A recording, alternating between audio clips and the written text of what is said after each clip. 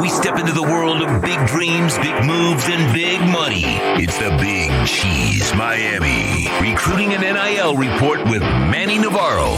After 40 years, the Big Cheese remains dedicated to serving the finest Italian dinners, pizza, pasta, subs, and salads. All of their pasta is imported from Italy and cooked fresh every day. Visit BigCheeseMiami.com. Now, let's find out who's the Big Cheese the Miami Hurricanes are working on with insider Manny Navarro. All right. Let's talk about the Big Cheese. And, of course, you can enjoy the Big Cheese at 8080 Southwest 67th Avenue. Get on down there, see Gary and all the great people. And we just lost Billy, and we had his wake a week ago. And he is the spirit that will live forever. He is the reason why the Big Cheese exists. Him and Gary put it together over 40 years ago, and it is still going strong. And keep Billy's spirit alive. Visit the Big Cheese. Order the Big Cheese. 305-662-6855. Remember, all the dishes. They come in meat sauce, tomato sauce, Alfredo sauce, pink sauce. You can have it your way, baby. BigCheeseMiami.com. And you can also order the party platters, too, for your friends, family members, co-workers, school, whatever it is. Order it. BigCheeseMiami.com. All right. Manny, they've had some Big Cheese visitors there at camp. Talk to us there about that. Yeah, Jackson Cantwell is the #1 player in the 2026 recruiting class. He's from Nixa, Missouri, 6'7.5", 300 pounds, and he just spent 3 days here with his parents, basically spending as much time as possible on campus. He's going to come back on May 9th. To take his official visit here. Look, he's the #1 player in the country. His recruitment is far from over, but I've shared with you before here on the show that obviously he is represented by the Rosenhaus, which obviously bodes well for Miami, considering how many Rosenhaus clients come from the University of Miami.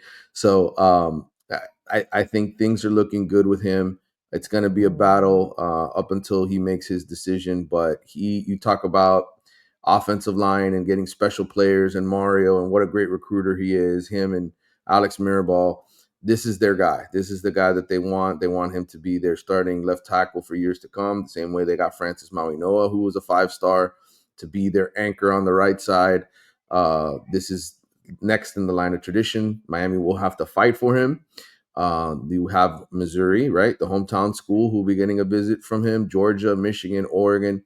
There's a lot of schools that are in the running for Jackson Cantwell, but I think right now in March, you talk about how he feels about the University of Miami. You talk about who represents him in NIL. I think things are boding well for Miami. Okay. Any defensive prospects out there that Canes fans should be looking at? Yeah, I mean, there's several guys that have passed by. Look, there's been tons of visitors. So you want a Rolodex of names. You can go to any of the Kane Sports or the 247, the Inside the U guys, and they'll have reports on every single one. But I think some notable ones from this week: Georgia safety Tyreek Green was on campus earlier this week. He's got an official visit now scheduled May 30th to June 1st. He's from Buford, Georgia. Miami's gotten guys out of Buford before. I've been to that school. It's ridiculous, the campus up there. It's like a football institution.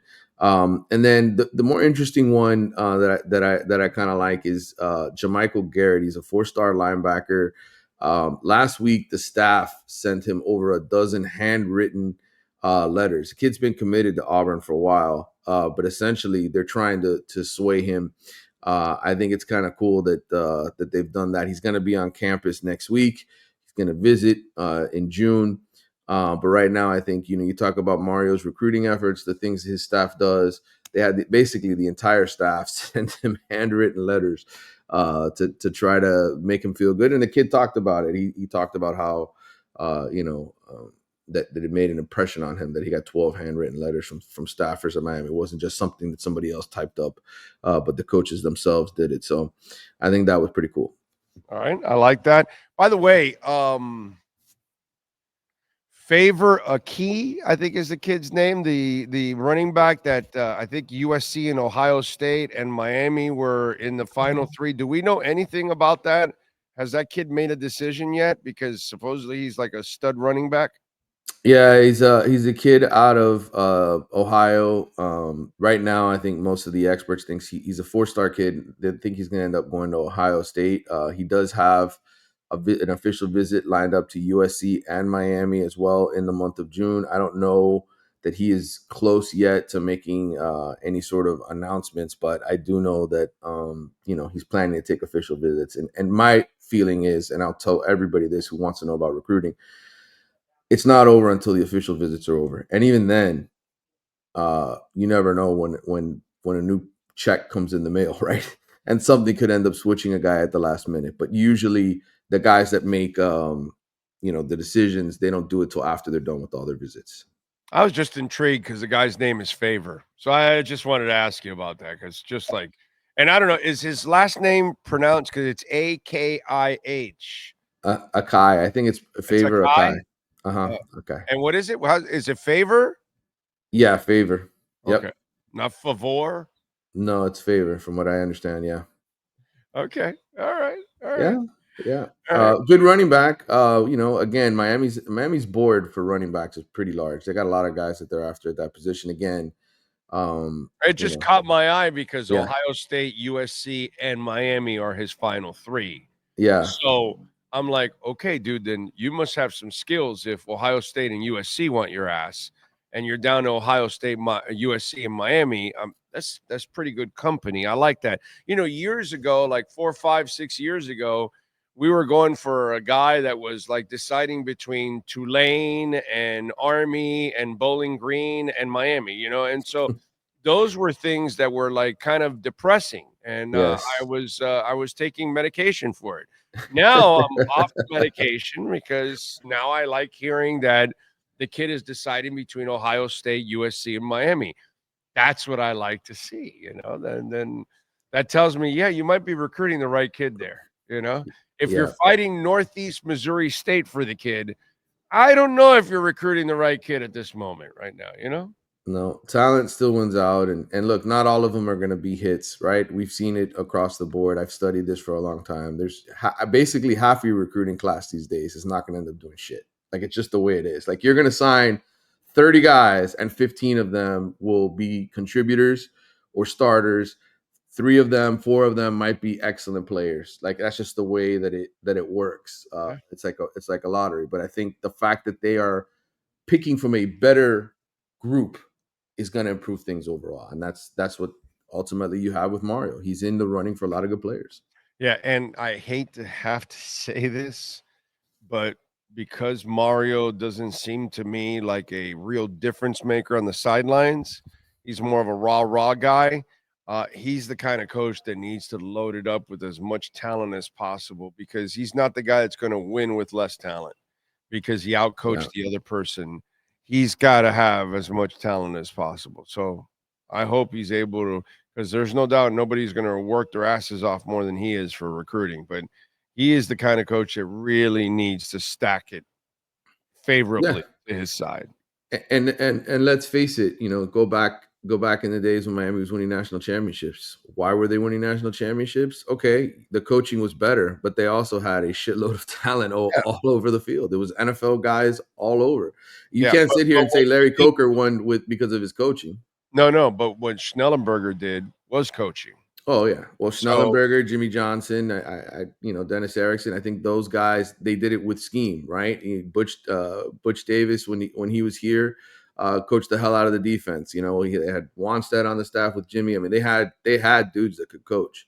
Yeah. But I think if Mario can find guys, I mean, who knows? Maybe this Corey Heatherman guy turns out to be one of the best defensive coordinators in college football with some good players, right? Maybe he's like, to me, that's what it comes down to. Mario is a recruiter. And again, he's not alone. There's a lot of head coaches like him, right? That they accrue the talent, they work their butts off to raise money, to get in all that kind of stuff. And then they have the guys in the offensive and defensive coordinator spots that are the coaches, and it's up to them to get the job done. Yep. Lenny Pena put Por favor, aquí. All right. Follow him on Twitter at Manny_Navarro and catch his work there at The Athletic. Better yet, subscribe. They always got great deals there to subscribe for The Athletic. And you can find out about everything going on in sports, not just with the Hurricanes. Manny, as always, my friend, have a great weekend. We will catch up on Tuesday. Thank you, sir. Take care, brother. You got it. There you go. The great Manny Navarro. And our BigCheeseMiami.com NIL and recruiting report. You've been listening to the Big Cheese Miami Recruiting and NIL Report with Manny Navarro. At the Big Cheese Miami, they continue to purchase the same high-quality ingredients that the most expensive Italian restaurants use. The difference is they serve large portions at a family price. Visit the Big Cheese at 8080 Southwest 67th Avenue in Miami. Call 305-662-6855 or go to thebigcheesemiami.com. Go Canes!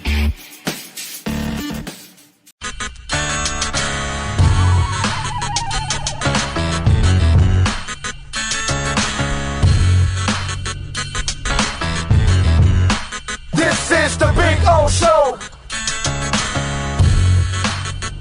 This is the Big O Show.